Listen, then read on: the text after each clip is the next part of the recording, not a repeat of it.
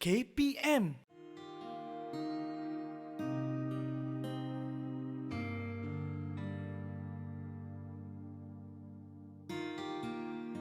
Assalamualaikum warahmatullahi wabarakatuh.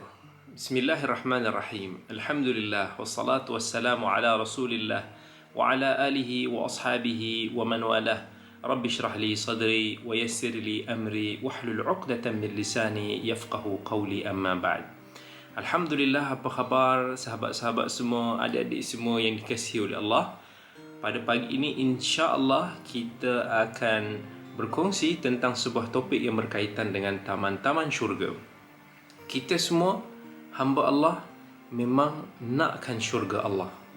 Syurga Allah ini adalah merupakan salah satu daripada kita beriman kepada hari akhirat.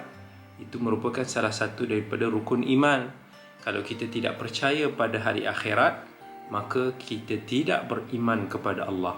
Kalau kita tidak beriman dengan syurga Allah dan juga neraka Allah, maka kita tidak sempurna iman kita terhadap hari akhirat yang merupakan salah satu daripada rukun iman. Jadi kita semua nak tahu tentang syurga Allah. Syurga Allah, kalau kita nak cerita tentang semua tentang aspek syurga Allah ni memang tak akan cukup masa. Tapi hari ini kita akan kongsikan sikit sebahagian daripada nikmat-nikmat di syurga. Syurga Allah ni Allah ganjarkan kepada sesiapa yang menyempurnakan ketaatannya di dunia. Jadi kalau kita dekat dunia ni betul-betul kita taat kepada Allah, kita jauhi daripada larangan Allah, insya-Allah nanti di akhirat kita akan dapat syurga Allah.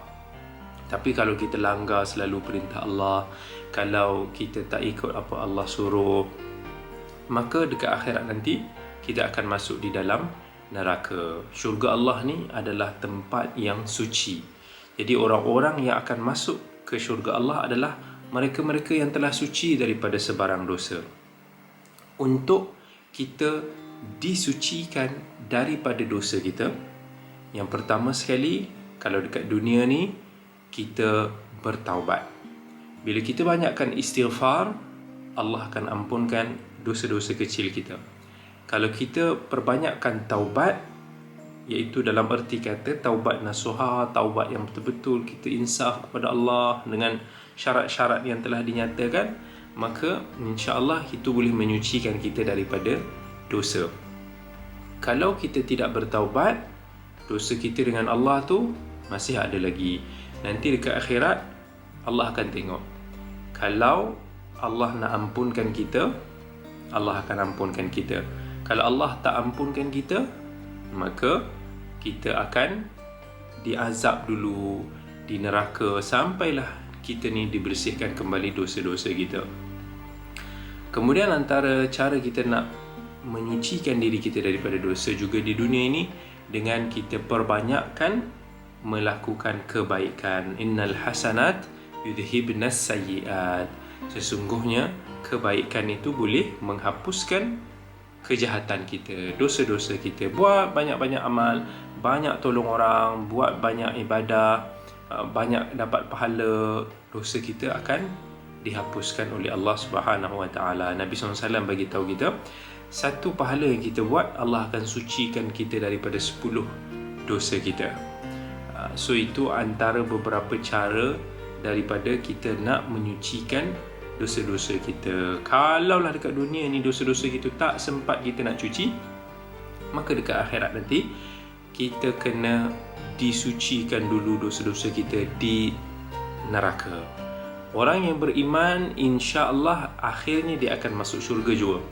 Tapi kalau dia masih lagi berdosa, maka dia kena dibersihkan dulu dosa-dosa dia. Maksiat-maksiat yang dia buat, yang tidak dimaafkan, yang tak dapat syafaat nanti dekat hari akhirat, dia kena bersihkan diri dia dulu, barulah dia akan masuk syurga. Jadi semua orang nak masuk ke syurga Allah. Dan kita selalu tertanya-tanya, betul tak? Ramai orang dikomparekan nikmat dunia ni dengan nikmat di syurga nanti. So ramai daripada kita duk tanya, ya Allah, aku ni dah rajin solat, aku ni dah rajin mendekati agama, tapi kenapa aku tengok orang-orang yang tak rajin solat, bahkan orang-orang yang selalu buat maksiat yang kufurkan Allah pun, Allah bagi dia nikmat dunia. Adakah Allah tak sayang pada aku? Kenapa Allah sayang pada dia? Adakah aku tak perlu solat macam dia buat? So ramai orang dia tidak faham tentang konsep nikmat di syurga dengan nikmat di dunia. Jadi dirasakan nikmat di dunia itu adalah segala-galanya, sedangkan nikmat dekat dunia ni langsung tak boleh compare dengan nikmat yang Allah sediakan di syurga nanti. Tengok apa Nabi SAW sabdakan dalam hadis riwayat At-Tirmidzi. "Lau kanatid dunya ta'dilu 'inda Allahi janaha ba'udah ma saqa kafiran minha syarbata ma." Kata Nabi SAW, sekiranya, seandainya dunia ini setara dengan berat sayap nyamuk di sisi Allah, tentu dia tidak akan memberi minum kepada orang kafir walaupun seteguk air. Maksudnya, dunia ni tak ada apa-apa. Allah akan bagi kepada sesiapa yang mencarinya. Baik orang yang beriman, baik orang-orang yang kafir, baik orang-orang yang melakukan maksiat. Allah akan bagi dunia ni. Sebab dunia ni tak ada apa. Yang kita nak istana kat dunia ni, nak kereta-kereta mewah ni semua, di sisi Allah langsung tak ada nilainya. Tak boleh nak dibandingkan dengan kenikmatan dekat akhirat. Tapi manusia masih kurang mempercayainya, ataupun manusia masih kurang menginginkannya. Sebab nikmat dekat syurga ni kita tak nampak. Dia tak nampak depan mata kita. Dia hanya sebagai satu ujian keimanan, sama ada kita percaya ataupun tidak. So kita jangan terpesona, leka sangat dengan dunia ni sampai kita lupa dengan nikmat akhirat. Allahumma la aisha illa aishul akhirah. Ya Allah, tiadalah nikmat sebenar kehidupan melainkan kehidupan di akhirat. Dan ucapan ini akan mengingatkan kita betapa tidak bernilainya dunia ini berbanding syurganya, dan ini akan menyurutkan lagi kekaguman kita kepada dunia, kegairahan kita kepada dunia, kecemburuan kita terhadap nikmat dunia yang kerdil lagi sementara. Kan Nabi SAW bersabda, "Wallahi mad dunya fil akhirati illa kamithli ma yaj'alu ahadukum isba'ahu fi hadhihi fil yam falyanzur bima yarji'." Demi Allah, tidaklah dunia ini dibandingkan dengan akhirat kecuali seperti seseorang daripada kalian mencelupkan jari telunjuknya ke laut, maka lihatlah apa yang tersisa di jarinya ketika ia dikeluarkan daripada lautan. Tak ada apa punya efek pada laut, kan? Maksudnya tak ada apa pun nikmat dunia ni kalau kita nak bandingkan dengan nikmat yang sebenar di syurga Allah nanti. Baik semua, jangan ke mana-mana. InsyaAllah selepas ini kita akan bacakan lagi hadis-hadis Nabi SAW yang berkaitan dengan nikmat syurga yang sangat-sangat dahsyat. Jadi jangan ke mana-mana. InsyaAllah kita bertemu lagi selepas ini. Didik TV KPM. Didik TV KPM. Assalamualaikum warahmatullahi wabarakatuh. Jadi InsyaAllah dalam segmen yang kedua ni, Ustaz akan kongsikan tentang secepis daripada nikmat di syurga. Kita ni tak akan mampu untuk nak membayangkan nikmat yang Allah sediakan kepada kita di syurga. Kalau kita anggap sungai di Switzerland itu merupakan sungai yang terindah, hakikatnya sungai tersebut langsung tidak indah jika dibandingkan dengan pelbagai sungai-sungai di syurga. Apa-apa yang kita bayangkan tentang nikmat di dunia ini, hakikatnya nikmat di syurga langsung tak dapat kita nak bayangkan. Memang kita tak boleh bayangkan. Walaupun dalam Al-Quran Allah menggunakan umpamanya perkataan emas, Allah menggunakan perkataan sungai yang ada di syurga, kita tak boleh bayangkan. Kita tak boleh samakan sungai yang Allah kata di syurga tu seperti sungai di syurga. Kita tak boleh imagine perhiasan-perhiasan yang kita kenali di dunia ni, emas, permata, al-lu'lu' wal marjan, ini semua ni sama seperti di dunia?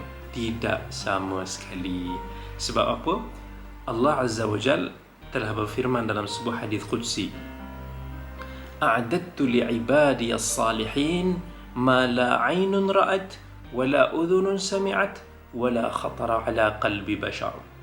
Aku telah menyediakan bagi hamba-hambaku yang saleh kenikmatan yang belum pernah mata melihatnya, belum pernah telinga mendengarnya, dan belum pernah terlintas di dalam hati kalbu manusia. Ini hadis riwayat Bukhari dan Muslim.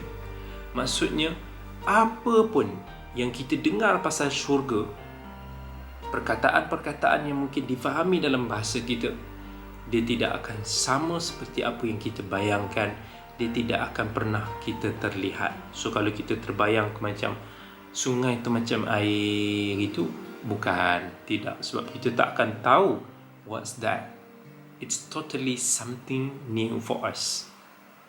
Baik, tahukah kita di syurga Allah itu terdapat sebatang pohon yang sangat besar, sampai apabila seseorang itu melalui bayangannya, 100 tahun berkenderaan pun belum mampu untuk nak merentasinya. Kata Nabi SAW dalam hadis riwayat Muslim, inna fil jannah la syajaratun yasiru rakibu fi dhilliha mi'ata sanah. Sesungguhnya di dalam syurga itu terdapat sebatang pohon yang apabila seseorang yang berkenderaan menyusuri bayangannya, diperlukan kepada tempoh 100 tahun.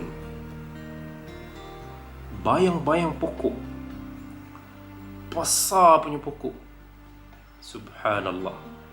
Nak rentas satu bayang pokok tu pun tak lepas 100 tahun yang kita duk kira dekat dunia ni.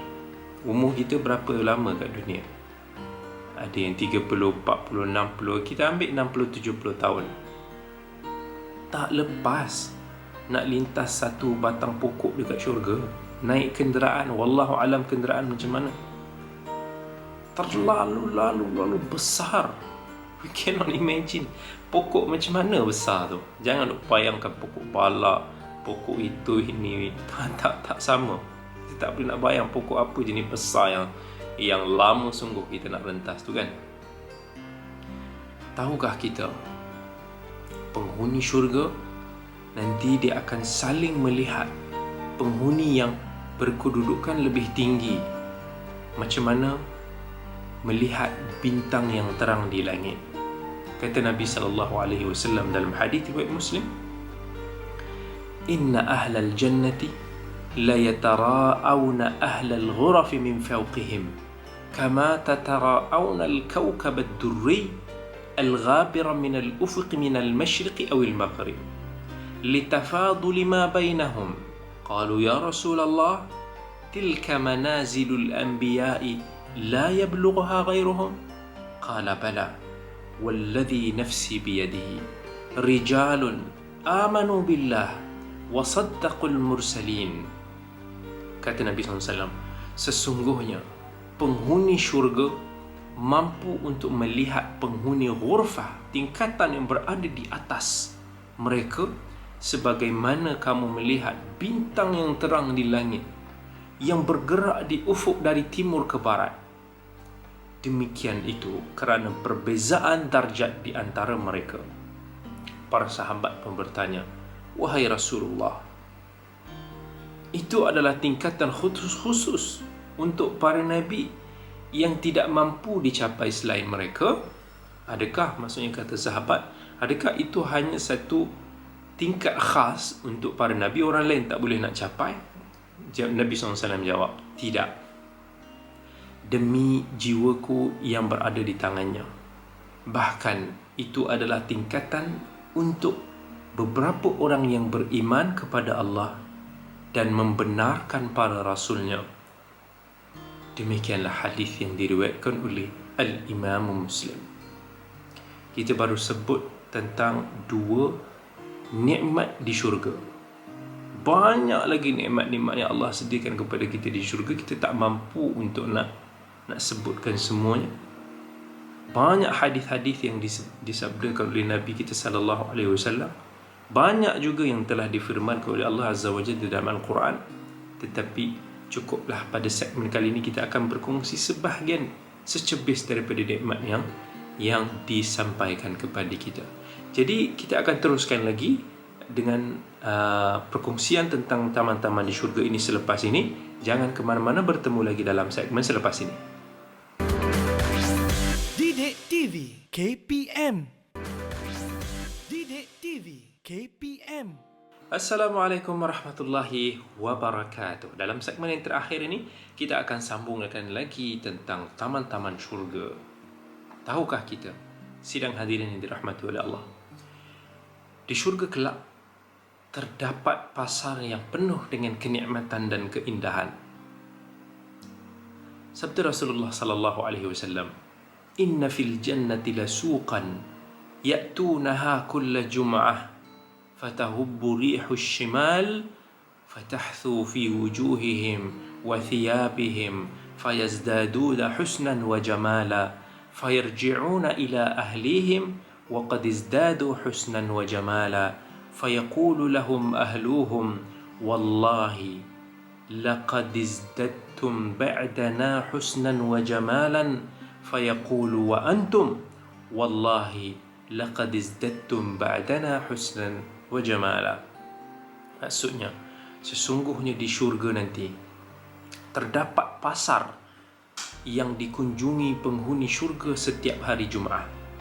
Lalu bertiuplah angin daripada arah utara yang menerpa wajah dan pakaian mereka, sehingga mereka semakin menarik dan tampan, ataupun kalau wanita cantik. Kemudian mereka akan pulang menemui keluarga mereka dengan wajah yang semakin tampan dan menarik. Dan keluarga mereka pun akan berkata, "Demi Allah, kamu semakin bertambah tampan dan menarik." Lalu mereka menjawab, "Demi Allah, kamu juga semakin bertambah indah dan semakin menarik setelah kami pergi." Subhanallah, subhanallah. Maksudnya kita, baik lelaki atau perempuan, dekat syurga nanti, setiap kali kita pulang, setiap kali, setiap detik, setiap masa tu, kita akan bertambah handsome, bertambah cantik. So jangan risau kalau kita kat dunia ni nampak macam kita rasa diri kita ni kurang menarik dari segi rupa.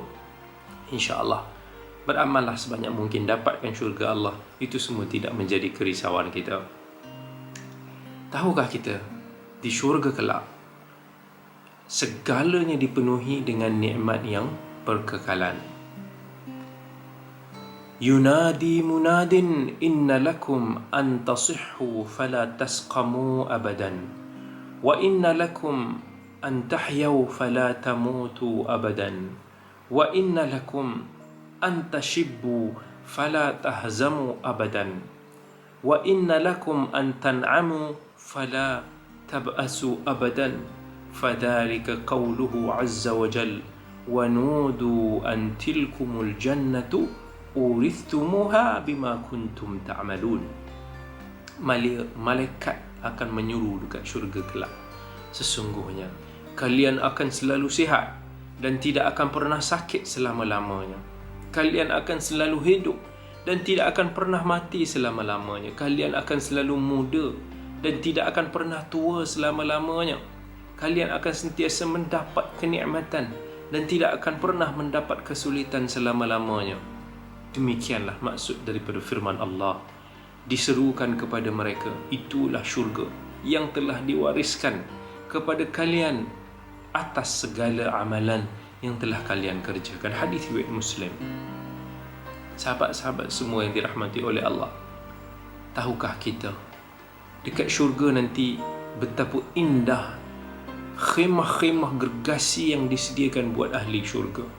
Sabda Nabi sallallahu alaihi wasallam, "Fil jannati khaymatun min lu'lu'atin mujawwafah, 'arduha 60 mila, fi kulli zawiyatin minha ahl ما يرون الآخرين yatufu alaihimul mu'min.